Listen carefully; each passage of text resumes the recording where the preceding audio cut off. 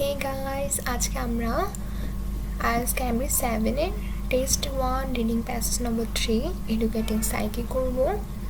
Educating Psyche, তো শুরু করা যাক।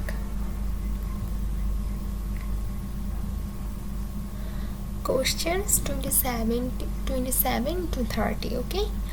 27 এখানে write the correct letter in boxes 27 to 30 on your answer sheet. The book Educating Psyche is mainly concerned with the book Educating Psyche, যেহেতু এখানে the book educating psyche mainly concerned with, তার মানে এটা নিশ্চয়ই আমরা প্যারাগ্রাফ নম্বর এ মানে 1 নম্বর অথবা সবার লাস্ট প্যারাগ্রাফ নম্বরে পেতে পারি। মেইনলি ফোকাসড উইথ যেহেতু বলা হয়েছে। Educating psyche is Bernie Neville is a book. Educating Psyche by Barney Neville is a book which looks at radical new approaches to learning, describing the effects of emotion, imagination, and unconscious on learning. Which looks at radical new approaches. Radical মানে হচ্ছে মূল সংক্রান্ত কোনো বিষয়, new approaches, which looks at radical new approaches মানে হচ্ছে কোনো way বা পন্থা, to learning, describing the effects of emotion, imagination and the unconscious on learning, যেটা কিনা একটা মূল সংক্রান্ত বিষয় আমাদেরকে ধারণা দেয় বা আমরা ধারণা পাই শেখার, describing the effects of emotion, imagination and the unconscious on learning, okay?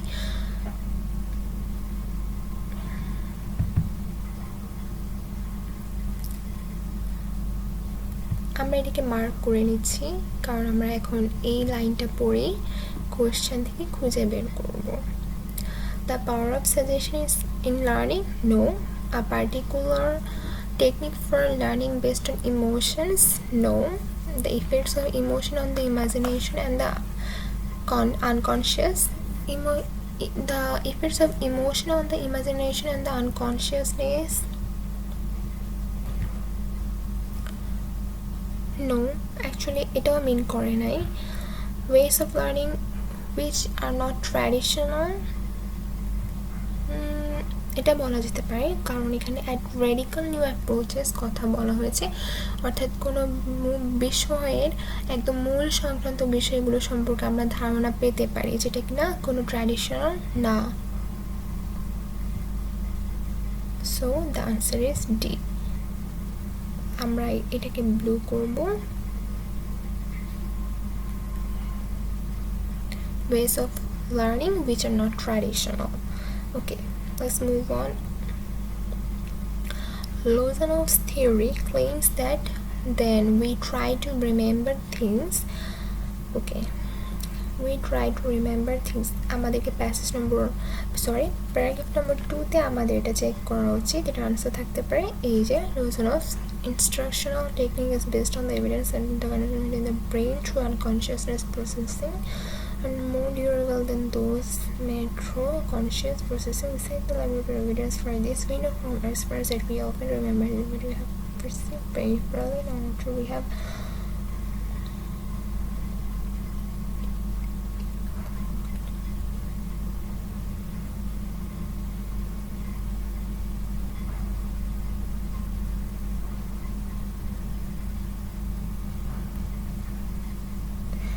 এখানে দেখো what we set out to learn, if we think of a book we studied months or years ago, we will find it easier to recall peripheral details. Peripheral মানে হচ্ছে সীমান্তবর্তী, মানে একদম শেষ সংক্রান্ত কোনো বস্তু বা কোনো কিছু। অর্থাৎ আমরা যদি একটা বইয়ের কথা চিন্তা করি যেটা কিনা আমরা কয়েক মাস অথবা কয়েক বছর আগে পড়েছি, আমাদের সবার আগে এটা রিকল বা মনে করতে ইজি হবে সেটা পেরিফেরাল ডিটেইলস, একদম সীমান্তবর্তী বা শেষ সংক্রান্ত কোনো কিছু আমাদের মনে থাকবে বেশি। such as the color, the binding, the typeface, the table at the library where we sat while studying it, then the content on which we are concentrating. If we think of a lecture, we listen to with great concentration. Okay, we will recall the lecture's appearance and mannerisms, our place in the auditorium. ওকে, এই লাইনটা নিশ্চয়ই আমরা বুঝতে পেরেছি যে আমাদের কিন্তু কোনো বইয়ের কথা মনে পড়লে আমাদের সবার আগে মনে পড়বে যে আমরা সেই বইটার কখন কোথায় পড়েছিলাম, কীরকম পরিবেশে পড়েছিলাম, সেই বইটার প্রচ্ছদের কথা মনে পড়বে সবার আগে। ওকে,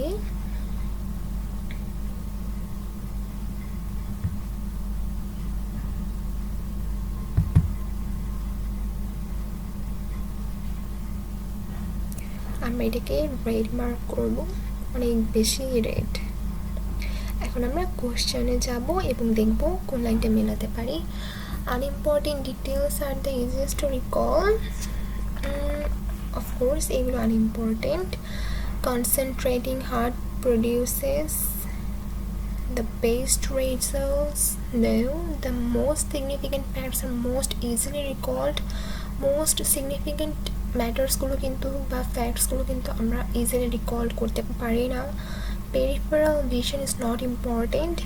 নো, পেরিফেরাল ভিশন সম্পর্কে কোনো কিছুই বলা হয়নি। দ্যাট মিনস আনইম্পর্টেন্ট ডিটেলস আর দ্য ইজিয়েস্ট টু রিকল, যেমন যেটা বলেছি আগে মেনশন করেছি, বইয়ের প্রচ্ছদ, আমরা কোন জায়গায় কোন পরিবেশে বইটা পড়েছিলাম, সে বইটা পড়ার সময় আমাদের মনে কী কী ঘুরঘুর করছিল।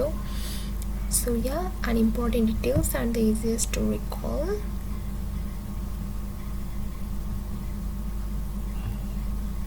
Then move to the 29 question. In this passage, the author uses the examples of a book and lecture to illustrate that.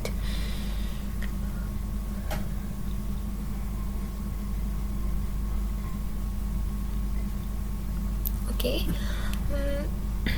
In this passage, the author uses the examples of a book and a lecture to illustrate that. Illustrate মানে হচ্ছে explain করা, বোঝাতে চেয়েছে কি, প্যাসেজে author আমাদেরকে কি বোঝাতে চেয়েছে। Examples of a book and a lecture to illustrate that. Okay.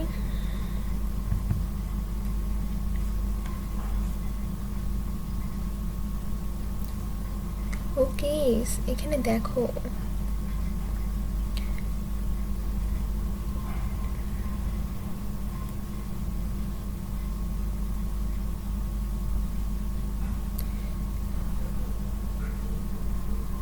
which we are concentrating. If we think of a lecture we listen to with great concentration, we will recall the lecture's appearance and mannerisms, our place in the auditorium, the failure of the air conditioning much more easily than the ideas we went to learn.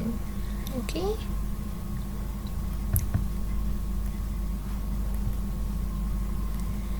means আমরা একটা lecture যখন একটা লেকচারের কথা ভাবি, একটা lecture শুনি, তখন আমরা we listen to with great concentration, আমরা একেবারে সম্পূর্ণ মনোযোগ সহকারে সেই লেকচারটা শুনি। We will recall the lectures appearance, আমরা যখন সেই লেকচারটা শুনি, সেই লেকচার যিনি দিচ্ছেন লেকচারার, সেই লেকচারের অ্যাপিয়ারেন্স মানে প্রেজেন্স, তার মানে কী বলবো, অ্যাপিয়ারেন্স একটা দৃষ্টিভঙ্গি আমরা দেখতে পাই, এবং appearance and mannerisms মানে হচ্ছে তার বাচনভঙ্গি বা স্টাইল আমরা দেখতে পাই। আমরা মনে করি, ওকে এখন আমি বলি, আমরা ক্লাসে কয়েকদিন আগে একটা ক্লাসে একটা লেকচার অ্যাটেন্ড করেছিলাম, তো আমাদের সবার আগে সেই লেকচার সম্পর্কে মনে করতেই কিন্তু আমাদের মনে পড়ে যাবে সেই লেকচার চলাকালীন লেকচারও আমাদের যিনি স্যার, তিনি কিভাবে কথা বলেছেন, কিভাবে তার দৃষ্টিভঙ্গি ছিল, তার বাচনভঙ্গি ছিল, কিভাবে তিনি হাত নাড়িয়ে নাড়িয়ে আমাদের পড়া বুঝিয়েছিলেন, আমাদের কিন্তু সবার আগে ওই দৃশ্যটাই আমাদের চোখে ভাসতে শুরু করবে যদি কিনা আমরা ক্লাসে একটু মনোযোগী থাকি। সো ইয়া, এটা এখানে মেনশন করা হয়েছে, এবং আমরা চলে যাব আমাদের কোশ্চেনে।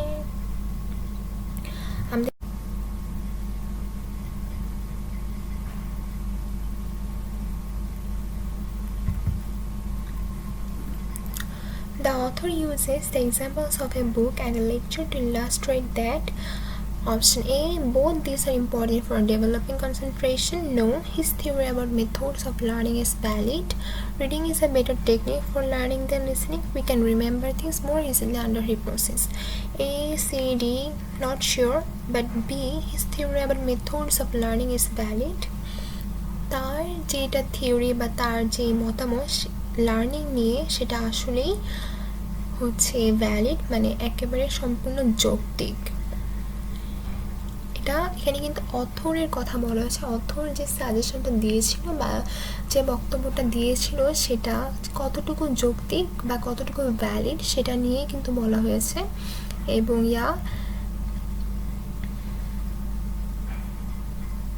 It's true. এবং তারপরে আমি অনেকটুকু চলে গিয়েছিলাম কিন্তু আমার রেকর্ড হয়নি, আফসোস, my bad luck, what can I do. Okay, so in question 30 we can see Lozanov claims that teachers should train students to memorize details of the curriculum, develop their own sense of indirect instructions, think about something other than the curriculum content, avoid overloading the capacity of the brain. আমি এখানে answer দিয়েছিলাম option C, think about something other than the curriculum content. এখন দেখবো যেটা কেন কিভাবে হয়েছে। In suggestopedia as he called his method, suggestopedia মানে হচ্ছে পরামর্শ, তার পরামর্শে তিনি সাজেস্ট করেছিলেন বা তিনি his called his method consciousness is shifted away from the curriculum. মনোযোগটা যেখানে থাকার কথা, যে কারিকুলামে থাকার কথা, সেখানে থেকে শিফটেড অ্যাওয়ে, সেখান থেকে মুভড করে আমাদের ফোকাস হয়েছিল সামথিং পেরিফেরাল, অর্থাৎ কিছু পেরিফেরাল মানে আমি আগেই মেনশন করেছিলাম সীমান্তবর্তী বা শেষ সীমানা টাইপের এরকম কোনো কিছু বোঝায় এটার অর্থ। এবং আমরা ধরে নিই পেরিফেরাল মানে মিন করে বইয়ের বাইরে, মানে একাডেমিক বইয়ের মেইন অংশের বাহিরে বা এর বাহ্যিক কোনো কিছু মিন করে। তো আমাদের মনোযোগটা যেখানে থাকার কথা ছিল, আমাদের একাডেমিক বইয়ের যেখানে যে পাতায় আমাদের মনোযোগ থাকার কথা ছিল, সেখান থেকে আমাদের মনোযোগটা সরে গিয়ে শিফটেড অ্যাওয়ে, সেখান থেকে সরে গিয়ে ফোকাস করেছিল সামথিং পেরিফেরাল, অর্থাৎ যেখানে কি বলবো, যেটা আসলে কোনো প্রয়োজন ছিল না বা এতটাও প্রয়োজন না। তারপর হচ্ছে the curriculum then because peripheral and still. Okay, curriculum peripheral হয়ে গিয়েছিলো, অ্যাকচুয়ালি যেটা পেরিফেরাল সেখানে আমাদের ফোকাস চলে যাওয়ায় আমাদের কারিকুলাম পেরিফেরাল হয়ে গিয়েছিলো, একদম মানে সীমানাবর্তী হয়ে গিয়েছিলো। এবং তারপর is dealt with by the reserve capacity of the brain, আমাদের ব্রেনের যে ক্যাপাসিটিটা রিসার্ভ করা আছে তার সঙ্গে সেটা একটা ডিল করে নেয়, একটা বোঝাবুঝি করে নেয়। এটা মানে বুঝতেই পেরেছো, আমাদের মনোযোগটা তার মানে কিন্তু আমরা যেখানে দিয়েছিলাম ইন দ্য পাস্ট, আমাদের মনোযোগ সেখানেই আছে, সেটা আমাদের ব্রেনের সঙ্গে একটা ডিল করে নেয়। ওকে, আমি তোমাকে কিছু টাইম দিব, আমার কাছেই মনোযোগটা থাকুক, তাই না?